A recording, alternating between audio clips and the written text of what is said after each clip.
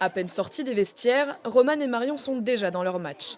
Objectif du jour pour ces deux championnes de France UNSS, se faire plaisir, mais aussi faire passer des messages. Pour moi, ça valorise beaucoup le foot féminin et ça permet à des filles, parce que beaucoup ont commencé en fait, et ça permet à des filles de croire en leur capacité de jouer au foot. Leur maillot du Brésil tout juste enfilé, Regardez la classe qu'on a les filles. l'équipe du collège Jean Rostand donne le coup d'envoi. Après quelques actions, les buts s'enchaînent. Plus expérimentées, Romane et ses coéquipières décident de jouer en infériorité numérique en faveur de leurs adversaires qui, elles, débutent. Étant donné qu'on est championne de France et que c'est une journée de découverte, on ne voulait pas que les filles soient déçues en fait, de ne pas pouvoir jouer. De l'autre côté du terrain, Marion prend son rôle très à cœur. Les filles, on regarde toujours la balle. Allez là.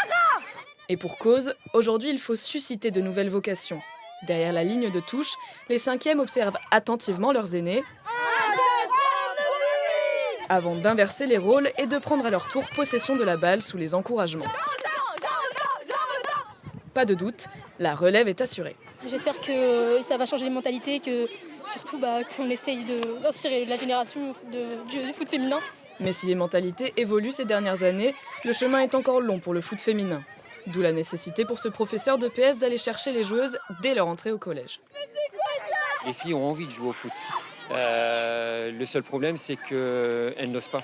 Il faut aller les chercher, il faut leur prouver, leur expliquer qu'elles sont capables de jouer également au foot. Si on prouve que nous aussi, les filles, on est capable de pouvoir jouer et qu'on est capable de pouvoir progresser et tout ça, les garçons, je pense qu'ils se rentreront dans la tête que du coup, les filles, elles peuvent être aussi fortes que eux, voire même plus fortes.